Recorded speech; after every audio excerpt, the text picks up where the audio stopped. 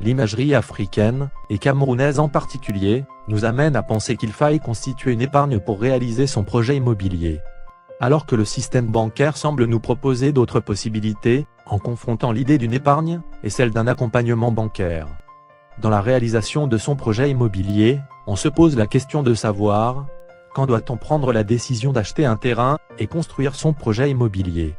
Pour illustrer cette préoccupation, nous prenons deux individus, X et Y, qui ont le même âge, un salaire similaire, avec un niveau d'études identique. L'individu X a fait le choix de l'épargne, et Y a eu recours à une banque, via un promoteur immobilier. Prenons le cas de l'individu X, qui a fait le choix de l'épargne, et consacre 35% de son revenu à l'épargne, pour son projet immobilier. 35% au bailleur pour le loyer. Et les 30% restants aux besoins quotidiens de sa famille. Pour la réalisation de son projet immobilier, l'individu X devra d'abord acheter son terrain. Dans cette logique, son projet ne pourra être réalisé définitivement que 15 ans au moins, après l'achat de son terrain. Revenons sur le cas de l'individu Y, qui via son promoteur immobilier, bénéficie d'un crédit immobilier, remboursable sur 20 ans. Pour l'achat du terrain, et la construction de la maison de ses rêves, qu'il intègre au bout de 12 mois. L'individu Y ne consacre que 35% de son revenu au remboursement de son crédit immobilier. 45% pour ses besoins quotidiens, et ceux de sa famille, et enfin, il réserve 20% comme épargne personnelle.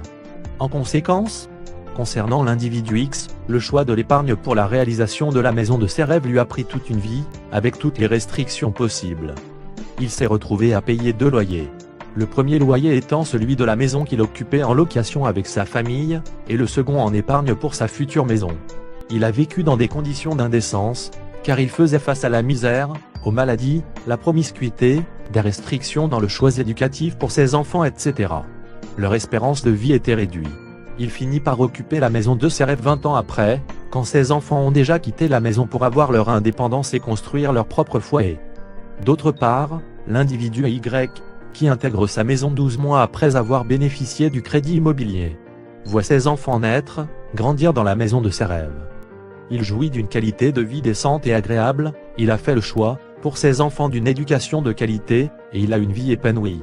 En conclusion, en comparant les choix de l'individu X, qui a opté pour une épargne pour la réalisation de son projet immobilier, et celui de l'individu Y qui a choisi de se faire accompagner, nous pensons qu'il n'est pas sage d'opter pour une épargne lorsqu'on entreprend la réalisation de la maison de ses rêves. À la question de savoir quand faut-il prendre la décision d'acheter un terrain, nous répondons, le plus tôt possible, dès que nous sommes salariés, ou avons un revenu permanent. Le recours à un crédit immobilier nous permet de mieux vivre dans la maison de nos rêves, d'avoir une vie bien meilleure, et épanouie, ce qui accroît notre bien-être, et augmente notre espérance de vie.